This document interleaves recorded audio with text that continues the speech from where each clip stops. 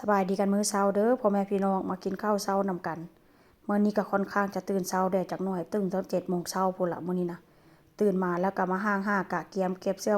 ผ้าสิไปหาชุดหล่ออยู่บ้านสวนหลังจากเก็บเสื้อผ้าแล้วก็จิมาต้มปลาพี่น้องต้มแซ่บปลาแล้วก็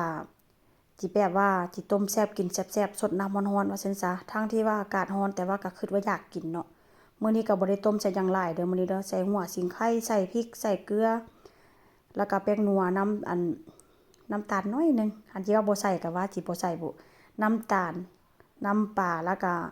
ใส่ขนมน้ำน้อยนึงมื้อนี้สิสดน้ำร้อนๆแล้วก็ตอนแรกก็พากันย่างได้เมื่อวานนี้เนาะ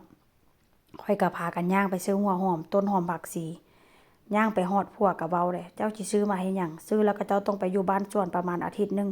เฮ็ดไปเฮ็ดมาก็เลยบ่ได้ซื้อพี่น้องก็เลยแบบว่ากินแบบธรรมชาตินี่ล่ะก็เลยแบบว่าต้มปลากินมื้อนี้นะกินกับข้าวเจ้าเด้อพี่น้องก็มีเห็ดอยู่ได้แต่ว่าเห็ดท่านก็เอาไปเฮ็ดแจ่วหมดละเฮ็ดแจ่วกินเมื่อวานนี่ก็ถือว่าค่อนข้างแซ่บพี่น้องเพราะว่าโดนๆก็ต้มกินเทื่อนึงแต่ว่าก็คือสิกินบ่หมดดอกเพราะว่าหยังค่อยสิต้มแล้วค่อยก็จิกินครึ่งนึงแล้วก็จิหลังจากมันเช้าร้อนแล้วก็จิแช่แข็งไว้เอาใส่ตู้ฟรีซตู้แช่แข็งไว้เพราะว่ามาก็จิมีกับข้าวกินว่าซั่นซะแล้วอีกอย่างไปหลายมื้อจังซี่ก็บ่อยากกินอาหารบ้านเฮาเด้อพี่น้องไปอยู่นำย่านี่ก็ย่าเฮ็ดหยังให้กินก็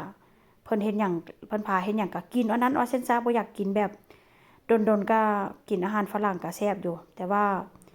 กินได้แต่ว่าบ่เกินอาทิตย์นึงเด้ถ้าเลยอาทิตย์นึงไปนี่บ่อยากกินแล้วพี่น้องอาหารฝรั่งก็ได้แต่ว่าเป็นพวกแบบสลัดเป็นพวกแบบต้มสุกต้มทงต้มถั่วก็สามารถกินได้เด้เมื่อก่อนนี่ก็